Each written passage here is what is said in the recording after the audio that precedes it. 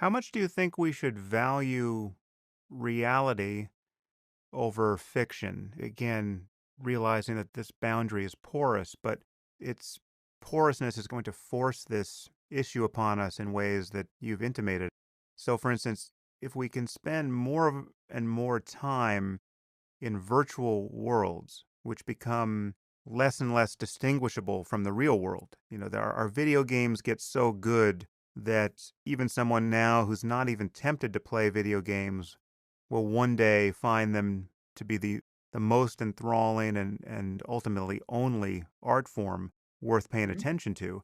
And let's say you begin to feel in relationship to these products of human imagination. But of course, you're not really in relationship unless the characters in the games become conscious themselves. It seems to me that there's two very different possibilities here. You can be, and one of them is very reminiscent of something like an Aldous Huxley dystopia.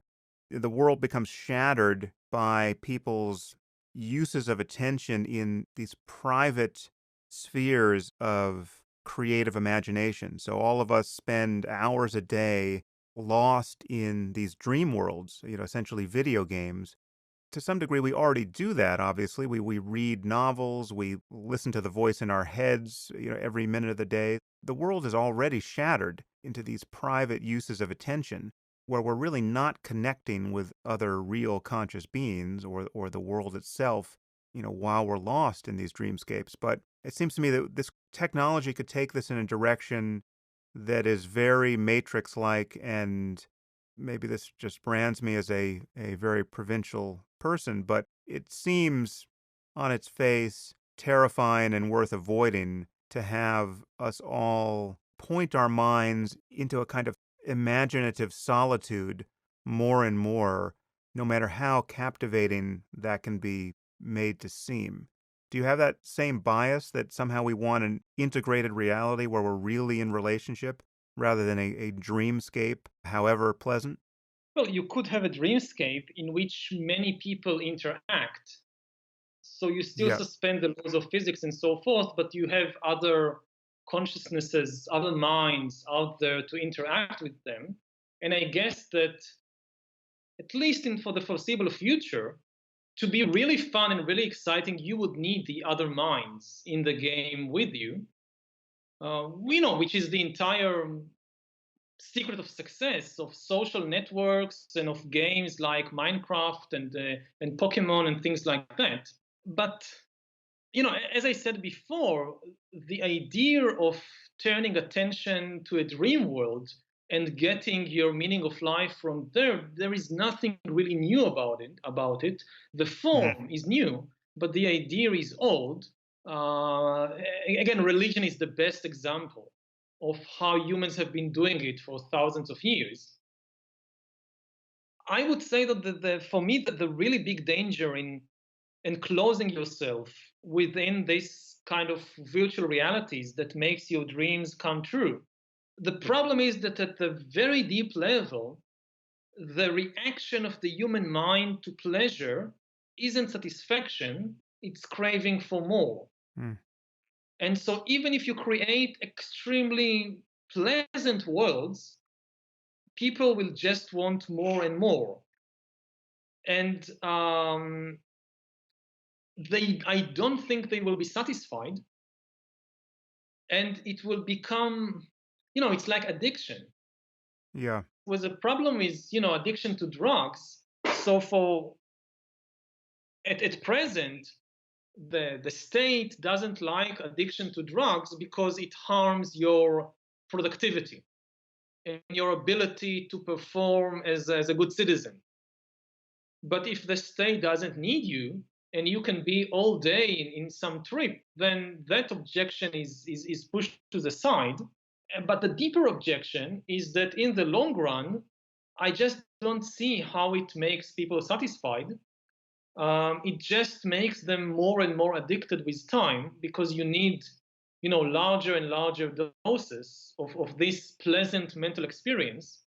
And for me, the real key to happiness is to know the truth about yourself and about the world. I think if you really know the truth, not as a story and not as a theory, but through direct realization, you've realized what is the truth of existence, then you're really, that's really the firm basis for happiness. And you are unlikely to get that by pursuing ever more pleasant experiences in some dream world. Yeah, or a real one for that matter. Or a real one, yeah. I mean, it's worse with the dream world because theoretically they could or you could increase the dosage all the time. In the real Yeah. world, you eventually bump against some obstacle which stops this mad pursuit and gives you the opportunity to change direction. But in a dream world, you're in danger of being completely imprisoned by this constant pursuit of pleasure and excitement without having any opportunity to really explore reality. When you say that you can be lost in a dream world and because of the endless opportunity to increase the dosage essentially of creativity or beauty or desire fulfillment, you may never be able to discover what is really true about the mind, which is the key to ending your search for satisfaction. How would you describe that truth? What is the truth that people would be in danger of never discovering in those conditions? It's the truth of the nature of the mind itself, and especially the truth that all these experiences and feelings and sensations, they are really just ephemeral vibrations. They have no deep meaning, and this is why they can't give you any lasting satisfaction. If you get for a moment some pleasant feeling, it immediately disappears, and you need to grasp the next. It never lasts. And this is the essential nature of all these experiences and feelings and sensations. And I think only once you begin to realize that, you have a real chance of understanding yourself and of being really satisfied. Because otherwise, you just think that, oh, I'm missing this particular feeling, I'm missing this particular experience. This is why I'm Mm. not satisfied. If I only had it, then finally I'll be satisfied. And there is no such thing. Yeah, that's a hard lesson to learn, isn't it? It's a very hard lesson to learn. It's very hard in the outside real world, and it will be even harder in a dream world. And also, part of the issue is if you really want to explore reality and you try to explore only the pleasant aspects, you're not really exploring reality. You're just running away from something. I know your time is short, Yuval. I just want to bring it back down to earth with a final question.